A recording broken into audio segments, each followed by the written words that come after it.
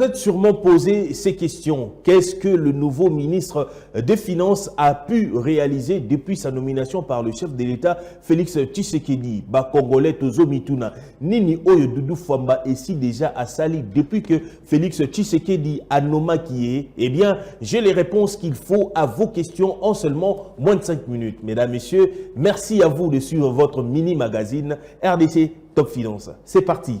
Depuis l'investiture du gouvernement souminois par la Chambre basse du Parlement congolais, une fourchette des ministres s'est distinguée durant ces 100 premiers jours. Si Constant Mutamba et le Lumumba de la justice congolaise, eh bien, Doudou Fwamba Likunde Libotaï est le prototype d'Étienne Tshisekedi à la tête du ministère des Finances par sa rigueur, ses innovations et l'excellence dans la gestion de la chose publique et du trésor public. En seulement 100 jours, les actions menées par l'actuel ministre des Finances ont fait taire la précarité du taux d'échange sur le marché entre juin et septembre 2024. Les discours des détournements, des surfacturations, des contrats léonins, bref, Doudou Fwamba Likunde a su détruire les vermines qui ont infesté l'âme de l'administration publique. Dans un autre chapitre de ses réalisations, le ministre des Finances a rappelé aux opérateurs de jeux d'argent, paris sportifs, casinos, loteries que les taxes sur l'autorisation d'exploitation et les gains doivent être réglés à la direction de la réglementation financière, ce qui était irrégulier pendant des décennies. Sous le management ministériel de Doudou Fwamba Likunde et l'égide de l'Organisation de coopération et de développement économique OCDE en sigle, 2 conventions fiscales ont été signées durant ces 100 jours en vue d'améliorer l'environnement fiscal de la République démocratique du Congo et d'attirer davantage d'investissements étrangers.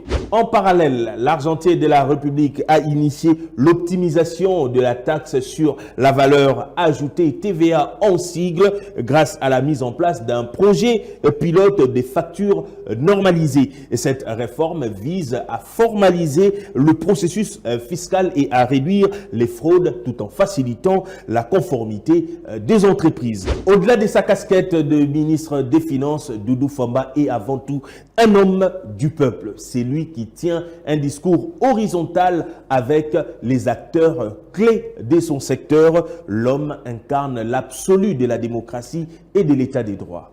Les fleurs du Fonds monétaire international sur les performances du ministre des Finances prouvent à suffisance la crédibilité retrouvée de la République démocratique du Congo sur la scène internationale en ce qui concerne la croissance économique jugée robuste qui doit s'établir entre 5% et 6% contre 4,7% lors de la 6e revue. La décélération de l'inflation et la stabilité du taux d'échange rendu possible grâce entre autres au contrôle des dépenses et à la politique monétaire restrictive.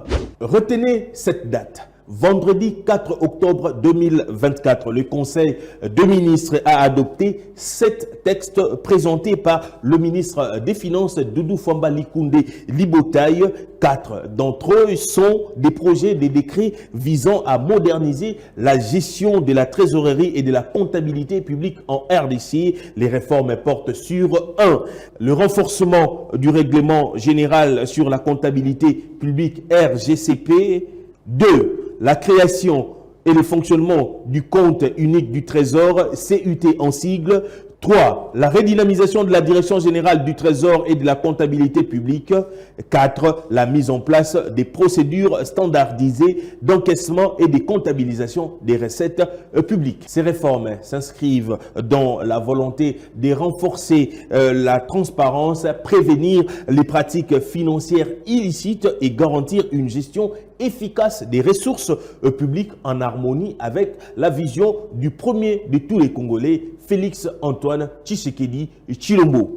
Et enfin, lors de la 18e réunion du Conseil des ministres, Doudou Fwamba Likunde a présenté une note d'information sur les financements des projets d'infrastructures urgents. Le gouvernement de la République a alloué 223,1 millions de dollars américains à divers projets d'infrastructure, y compris des investissements dans les provinces du Kasaï oriental, de la Tchopo, du Kasaï central, de l'Ituri, du Congo central, de la Tchouapa et autres, ainsi que des fonds pour la modernisation des voiries urbaines de Kinshasa, le programme PEDEL 145 territoires, l'électrification rurale, les routes des desserts agricoles et le deuxième acompte du projet Kinshasa Arena.